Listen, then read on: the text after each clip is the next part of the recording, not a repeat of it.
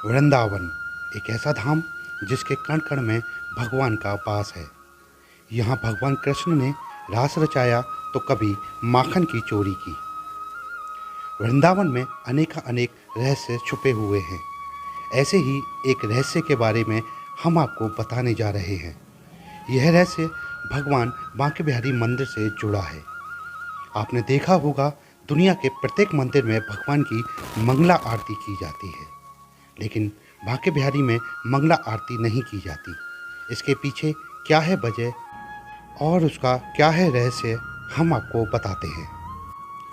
ऐतिहासिक तथ्यों के अनुसार श्री हरिदास जी एक दिन प्रातःकाल स्नान करके अपनी कुटिया में लौटे तो उन्होंने देखा कि उनके बिस्तर पर कोई सोया हुआ है। उनकी दृष्टि कमज़ोर हो चुकी थी, इसलिए वह ठीक से देख नहीं पाए और उनके आते ही वह सोया हुआ व्यक्ति वहाँ से उठकर चला गया। हरिदास जी कुछ समझ ही नहीं पाए, लेकिन तभी मंदिर से एक पुजारी भागता हुआ वहाँ आया और बोला कि स्वामी जी, बिहारी जी के हाथों की बंसी और चूड़ा उनके पास नहीं है। स्वामी जी ने कहा, अभी मेरे बिस्तर पर कोई सोया हुआ था, मेरे आने से पहले वह चला गया और जाते हुए उसका कुछ सामान यहाँ रह गया है।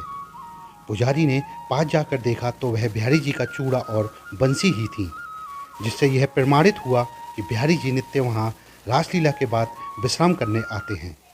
तब इस चमत्कार का पता चला कि सुबह जल्दी मंगला आरती के कारण ठाकुर जी को रिधिवन रास मंदिर से बांके बिहारी मंदिर आने की जल्दी होती है और जल्दी के चक्कर में ही उनका चूड़ा और बंसी वहीं रह गई।